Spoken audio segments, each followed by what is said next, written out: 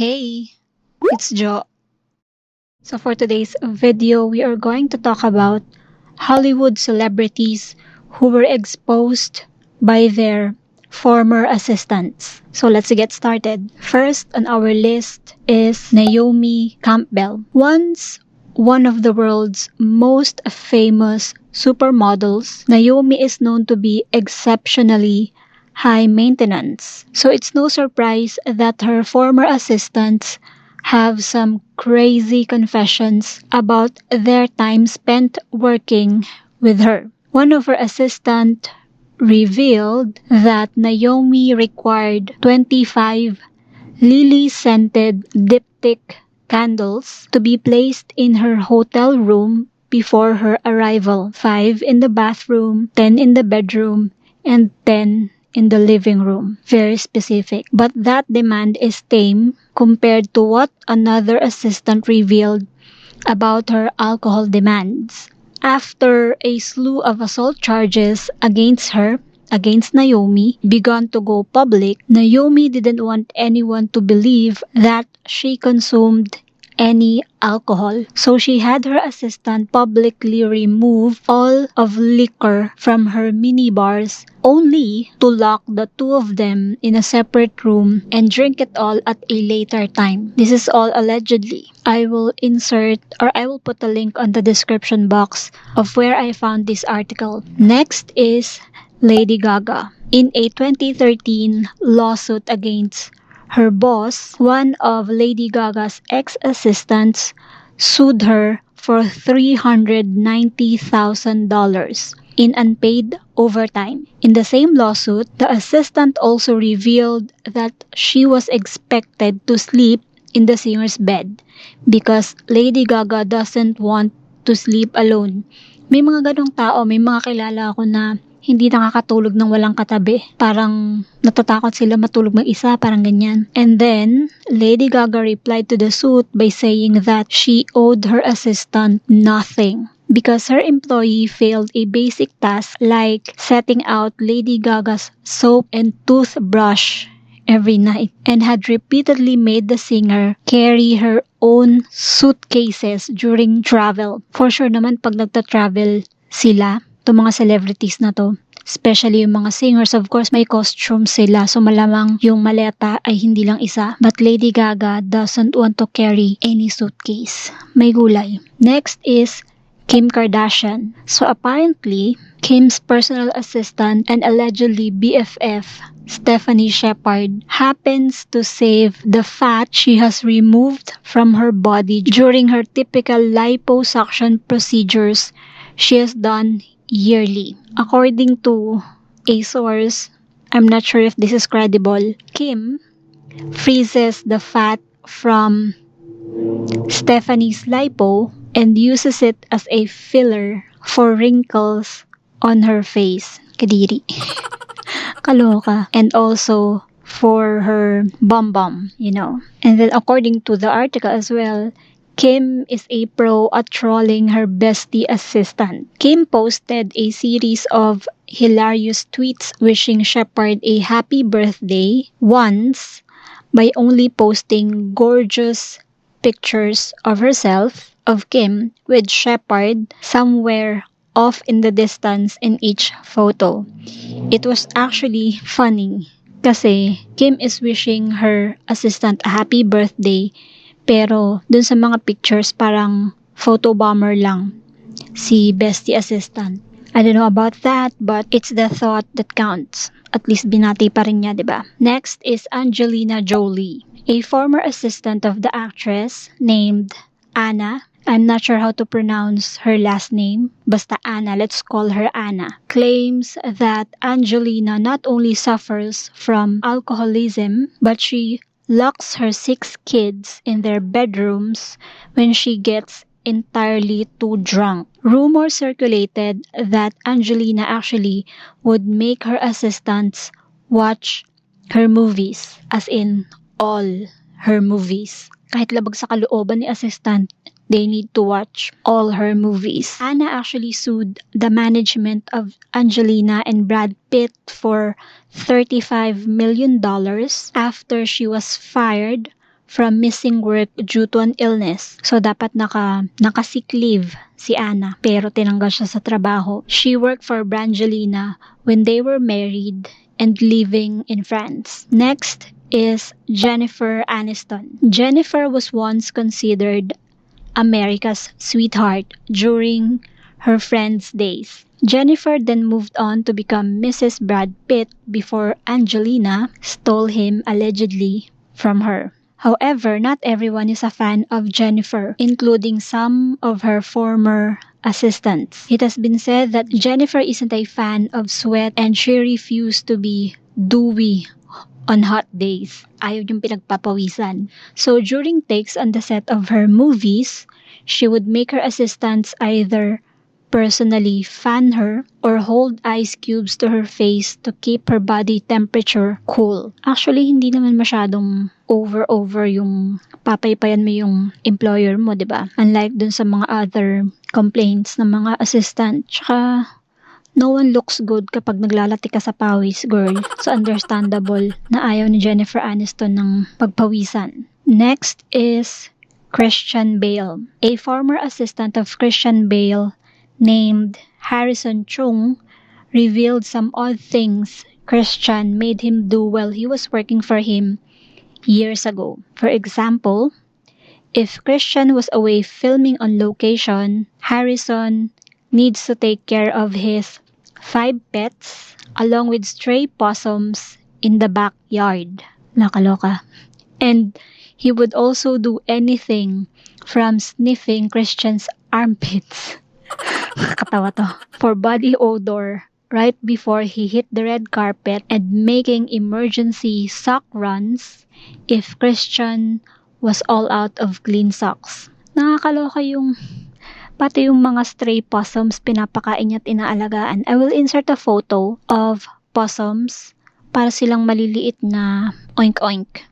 Mahaba yung ilong, yung nguso. Next is Anna Wintour.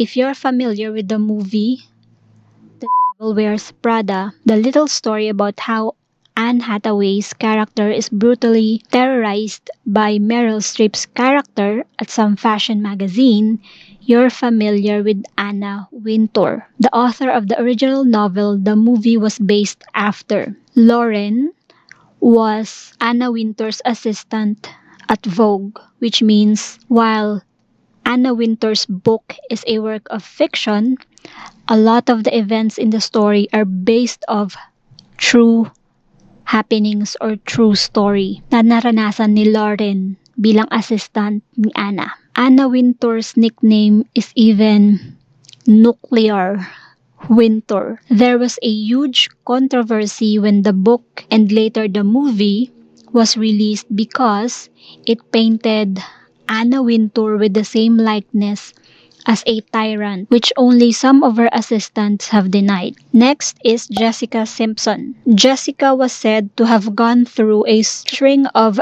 personal assistants who couldn't stand working for her. One even quit after a couple of weeks, claiming that she was too smart to work for the singer. One even gossiped that Jessica enjoyed skipping the tab whenever she went out to restaurant or bars. Nagwa 1, 2, 3 daw si Jessica because apparently the source claimed that Jessica believes her stardom was payment enough for these establishments. Kaloka, ang dami-daming pera, ayaw magbayad. Nagwa 1, 2, 3. Ano yung jeep? Kaloka si ate girl. Next is Mariah Carey. Mariah certainly stands out as one of the most high-maintenance singers in history. The level of stress must be extreme for personal assistants to attempt to maintain all her demands themselves. One assistant named Molly, who was seen on E! Entertainment's reality show Mariah's World, even broke down crying because she couldn't get Mariah's Apple TV working correctly at her hotel room in the UK. Apparently, the Apple TV is the most important thing for Mariah. If she can't have the Apple TV playing while she's sleeping, then Mariah can't sleep. If she can't sleep, then she can't sing. she can't perform. So it took Mariah's entire staff to console Molly when she and hotel employees couldn't get the device to work. The thing is, Molly isn't allowed to cry while working, nor is she allowed to date anyone for a year. Next is Kylie Jenner. Victoria Gamero worked for the youngest Jenner Kardashian on Kylie Jenner's app. At first, Victoria started out as Kylie's house manager, who is in charge of making sure her household ran as smoothly as possible by having her place always stocked with groceries and doing maintenance on her cars. Victoria then moved up to being a personal assistant, which meant she was on call 24/7, which has to be extremely stressful, despite how easy Victoria makes it sound. A couple of Kylie's other assistants joked about Kylie's particular smoothie obsession. They joked that Kylie demands her assistant should know exactly what type of smoothie she wants and that she won't drink if the straw has been touched or if it's too warm. Next is Taryn Manning. A few years ago, Manning had to appear in court after her former assistant filed a lawsuit against her for choking and punching her. The court ordered Manning to stay away from her former assistant after photos were released that showed the bruising on the body of the young woman, after Manning allegedly attacked her and even slammed her head into a wall. May anger issue yata siya. However, Manning's lawyer claimed that the assistant was actually a longtime friend of Taryn Manning's family and even stays with Taryn's mother from time to time. But yun na nga, di ba? She's a longtime friend.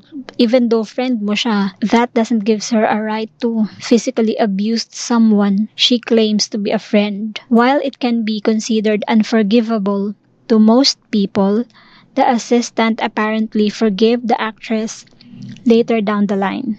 Next is Justin Bieber. A few years ago, Justin was touring Australia and happened to be busted for carrying an illegal substance at the airport. However, while the singer was just slapped on the wrist with a 12-month good behavior bond, his personal assistant, Terrence, appears to have taken a majority of the heat. Terrence pleaded guilty to 2 charges of importing marijuana, 13 grams, and was handed a 12-month good behavior bond, as well as having to pay a fine of $1,000.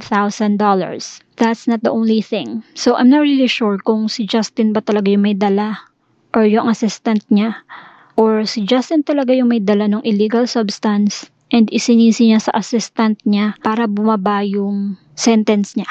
Allegedly lang naman yun. So, apparently, Justin has to stick with male personal assistants because he tends to, become flirtatious with female assistants. Next is Sarah Jessica Parker. Sarah Jessica Parker had been known to take good care of her personal assistants. She pays extremely well, 6 figures a year. Wow. And she was even the bridesmaid of her former assistant, Melinda, during her seaside wedding. Sarah Jessica Parker's requirements for hiring an assistant is rather high, which could explain why her relationships with her personal assistants always work out so well. One requirement is education. The higher the degree, the better. While she apparently is a super boss, some oddities that Parker does in her everyday life have been revealed by former assistants. One of which being she practices allegedly witchcraft. It's not known how much witchcraft she practices. It makes sense considering she accepted the role in the movie Hocus Pocus. Next is Madonna. It's known that Madonna is an extreme perfectionist, which has to be rough on the many assistants that she tends to hire. She even had a food intake assistant who was said to monitor every single thing she put in her mouth. So, may nagpapaalala sa kanyang kumain kasi sa sobrang busy niya, siguro madaming singing engagements, nakakalimutan na niyang kumain. Madonna even joked during an interview with the Mirror that she calls her assistant the food police because the assistant will ask her, "Are you eating? Did you drink enough water?" And Madonna is like, "Be get off my pole." Nakakaloka. Hiner nga niya para paalalahanan siyang kumain o minom, diba? Pagtapos, nasisigawan pa niya ng ganon. Okay, last but not the least is Carrie Hilson. Carrie, the singer, was faced with a pretty massive debacle when her assistant forgot to take off a store tag from the back of Carrie Hilson's pants before a performance. Hilson discovered the tag while performing on stage and apparently stormed off the stage in a heated rage and went after her assistant. She started screaming at the woman for not being able to do anything right. She even started screaming that the assistant forgot to pack her eye drops and throat spray, which then almost led to a full-out brawl. As in, naging fiasco. As in, naghalo na ang balat sa tinalupan. Hilson's bodyguard, even her manager, had to intervene and break them apart when the assistant stood her ground. So no matter how famous you are, you should never treat the people who works for you with disrespect. Kasi even though binabayaran mo sila, they are humans. Yes, pinapasweldo mo sila, pero yung sinusweldo nila is pinaghihirapan nila. No matter what job it is. So, sobrang daming article about dito sa famous celebrities who are being exposed by their personal assistants. Hindi ko na kinuha yung iba kasi masyado nang hahaba yung video. But yeah, that's it for today, guys. Thank you so much for watching. Please like and subscribe. I hope to see you on my next one. God bless you all. Bye!